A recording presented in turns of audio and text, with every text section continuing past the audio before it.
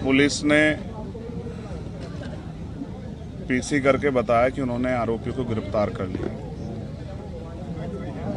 मुझे UP police की काबिलियत पे पहले से कभी शक नहीं था, लेकिन मेरा ये मानना है पुलिस सरकार की होती है और जो सरकार कहती है पुलिस उस हिसाब से काम करती है। जल्दबाजी में कुछ पुलिस की तरफ से इस तरह के बयान दिए गए जो मैं समझता हूं कि जिनकी जरूरत नहीं थी, बिना जानकारी के, बिना ब्लास्टिंग रिपोर्ट के कह देना कि गोली जो है वो 315 बोर के कट्टे से चली और हमने कट्टे बरामद कर लिए, या बिना बहुत सारी जानकारियां जो तथ्य जो हैं उसमें हैं कि 4 नौजवान लड़के जिनको ये भी नहीं पता कि खाना किस तरह खाते हैं वो आके किसी पे गोली चला देंगे। और जिस तरह की पुलिस ने कहानी करके बताया कि भाई अचानक से टोल पर उनको पता लग गया कि चंद्रशेखर आ रहे हैं तो हम हमला कर देते हैं। तो हम उत्तर प्रदेश में रहते हैं, उत्तर प्रदेश की कानून व्यवस्था और उत्तर प्रदेश के सरकार के कार्य करने के तरीके और अपने राजनीतिक विरोधियों को निपटाने के तरीकों को भी हम लोग जानते हैं। किसी को सीबीआई ईडी इनकम टैक्स से निपटा रहे हैं, किसी को मुकदमों से जेलों में ठूस के जबरन झूठे मुकदमे लगा के झूठे गवाह तैयार करके निपटा रहे हैं, और जो उनसे नहीं बचे हैं उनको गोली के जरिए जो है निपटाने काम कर रहे हैं। इसलिए मैं अभी जांच के कई तथ्य हैं और जांच लंबी चलने वाली, मुझे उम्मीद है कि पुलिस बिना किसी दबाव के निष्पक्ष जो है वो इन्वेस्टिगेशन करेगी और इसके पीछे कौन है, किसने किसके कहे पे, किसके इशारे पे किसने पैसा दिया, हथियार कहाँ से आए, ऑटोमेटिक पिस्टल्स कहाँ से वो बरामद हुई, कौन कौन इसके पीछे है, कौन मॉनिटर कर रहा था, कौन जो है रेकी कर रहा था, इन सब की जांच हो। इसलिए भी जरूरी है कि आज मेरे साथ है, कल किसी और के साथ ना हो, क्योंकि उत्तर प्रदेश में विपक्ष के लोग बड़ी मजबूती से जो है अपनी लड़ाई को लड़ रहे हैं। और ये तो उत्तर प्रदेश है, यहाँ तो चुनाव सजा होने के बाद पता लगता है कि डीएम साहब के दबाव में मुकदमे लिखा गया था, बाद में वादी मना कर देता, लेकिन तब तक बहुत कुछ बदल जाता तस्वीर। पुलिस के आज के खुलासे से आप संतुष्ट हैं या नहीं?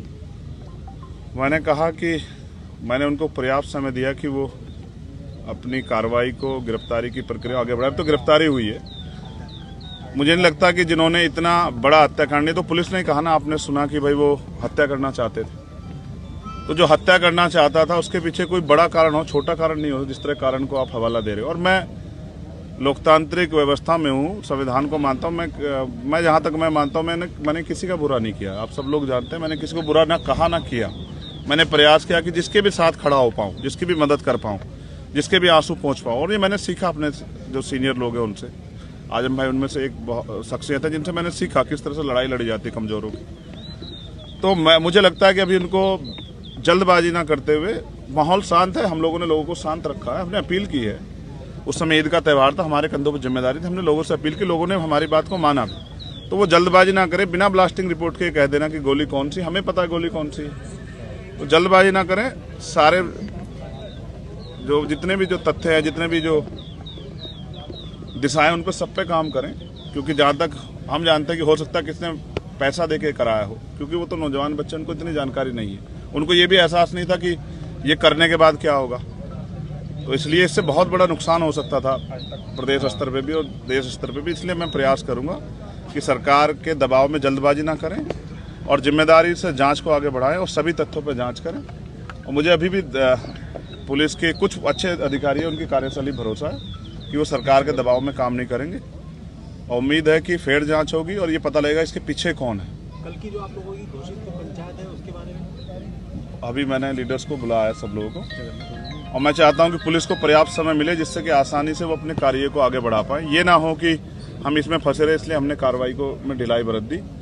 तो आज शाम तक उसकी स्थिति 6 बजे, 6-6:30 बजे क्लियर हो जाएगी। और मेरा प्रयास रहेगा कि मैं उनको समझाने में कामयाब हो जाऊं कि क्योंकि कावड़ का समय आ रहा है और मोह अच्छा नहीं है, नुकसान हो सकता है। मैं कोशिश करूंगा कि किसी भी तरह का जुटान ना। देखिए, जब आप पे हमला हुआ तो आपने ये कहा था कि हमारे सहयोगियों ने, साथियों ने उन लोगों को पहचान लिया था। तो जिस प्रकार उनके आज आपने देखा प्रेस वार्ता हुई, तो क्या लगता है वही व्यक्ति थे? नहीं, दिखाए नहीं। आपने देखा क्या दिखाए? आपने देखा हो तो मीडिया के लोगों ने बताओ। फोटो भी वायरल हो चुके हैं, आपने देखा हो? नहीं, पुलिस की कार्यशैली ऐसी, फोटो किसी का दिखाते हैं, जाता कोई है, हथियार कोई होता है, लगाया कोई जाता है, पकड़ते कहीं से हैं, दिखाते कहीं से हैं। तो इतने कम समय में कट्टे से तो फायर नहीं हो सकती लगातार, और फायर 6-7 हुई है, 3 नहीं हुई है। तो मैं कह रहा हूँ ना, अभी जांच कर लें, जल्दबाजी ना करें। मैं समझता हूँ उनके कंधों पे जिम्मेदारी है, उनको सरकार को जवाब देना है, लेकिन सरकार भी ध्यान रखे कि इस तरह का माहौल ना बनाए कि लोगों में भय का। आप कानून व्यवस्था तो अच्छी कर नहीं पा रहे हो, इस तरह की बेवकूफ़ी की बातें करने से कोई फायदा नहीं। तो मुझे उम्मीद है कि पुलिस जांच के इसको सही ओर ले जाएगी और जांच को भटकाने का काम नहीं करेगी।